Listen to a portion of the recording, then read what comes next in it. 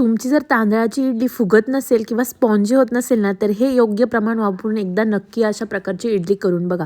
तर इथे ना 3च एक प्रमाण घ्यायचं. तर मी घेतले आहे 3 वाटी तांदूळ आणि त्याच्यानंतर 1 वाटी उडीद डाळ.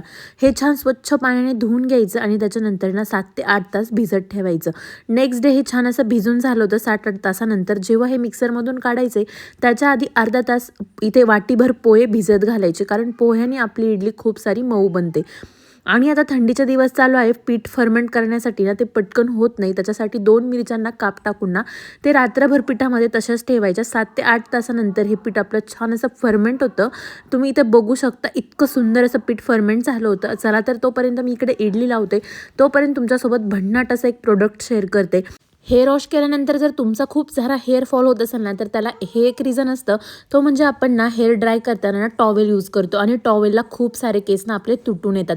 त्याच्यावर बेस्ट सोल्युशन मला मिळालं ते म्हणजे ना हा हेअर ड्राय टॉवेल. इतका सुंदर आहे, म्हणजे त्याचं फॅब्रिक इतकं सॉफ्ट होतं ना की ते एकदा केस आपले ड्राय केल्यानंतर ना म्हणजे एका याच्यामध्ये ते इतके ड्राय होतं. आणि याला यूज करायची मेथड तर इतकी जास्त इझी आहे. तुम्ही हे 2 वेनी यूज करू शकताय. मी व्हिडिओमध्ये दाखवल्यासारखं त्याला छान असं बटन आहे. तर तुमचे केस सुकवायचं आता टेन्शनच गेलं आहे. तुम्हाला जर हे प्रोडक्ट हवं असेल ना, तर कमेंटमध्ये लिंक टाईप करा. त्याची लिंक मी तुम्हाला पाठवून देईल. Thanks for watching and bye. Follow me.